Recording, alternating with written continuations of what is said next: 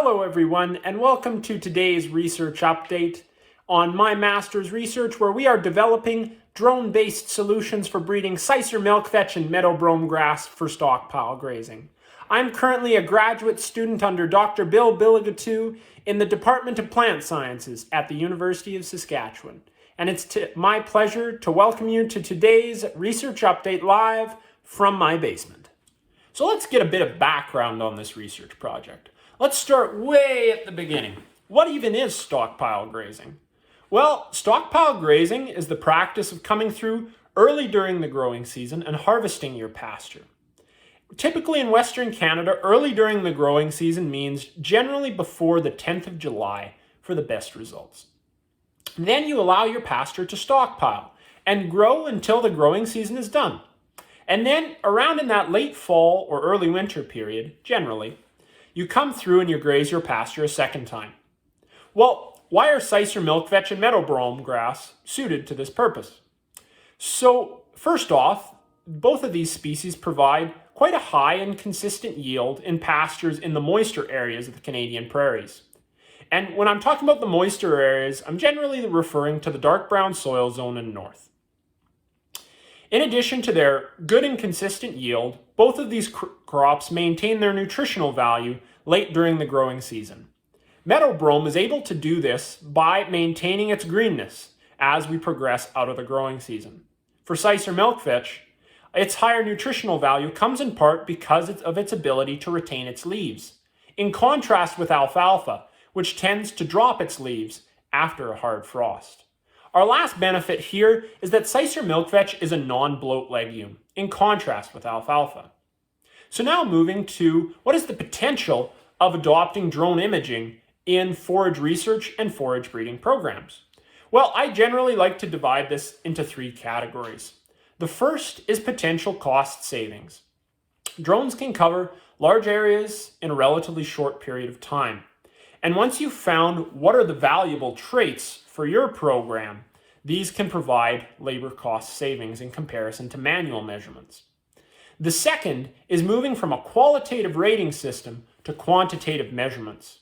So this is for something like, say, spring vigor, where I might have a different rating than another researcher. But neither of us are wrong, but if we want to use results that different people recorded, that impacts the quality of our data. And drones can make something like spring vigor, fall greenness, or say plant spread more of a numeric measurement.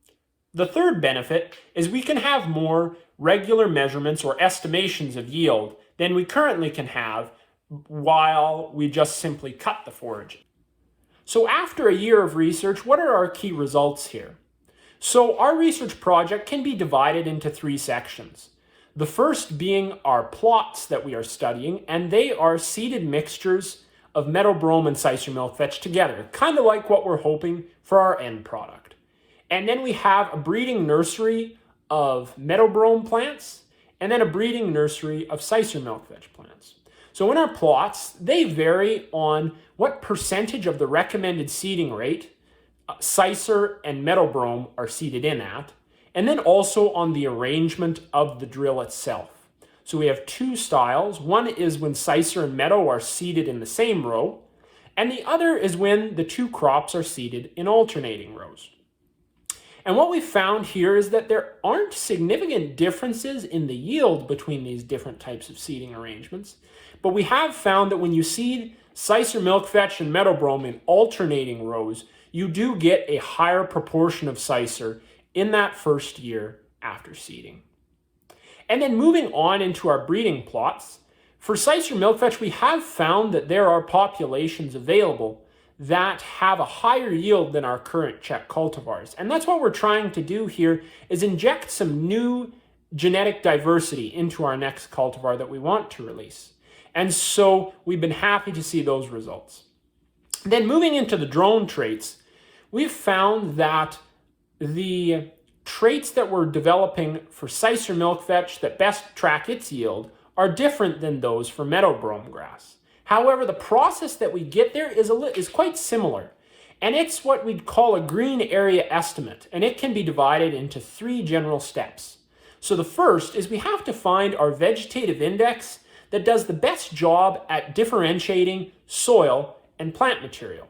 And a vegetative index is pretty much a collection of the light bands that the drone connects, and we combine them in a mathematical formula. So a very common vegetative index is NDVI. Then the second step is we figure out what threshold for that vegetative index does the best job at saying, on one side we have soil, and on the other side we have plant material. And then the third step is we give the soil pixels a value of 0 and the plant pixels a value of 1, and we pretty much sum up all of the plant pixels, and that gives us an estimation of green area. So Cicer and Meadow Brome are different in which vegetative index we use, and then also what threshold for that vegetative index works best at differentiating between plants and soil.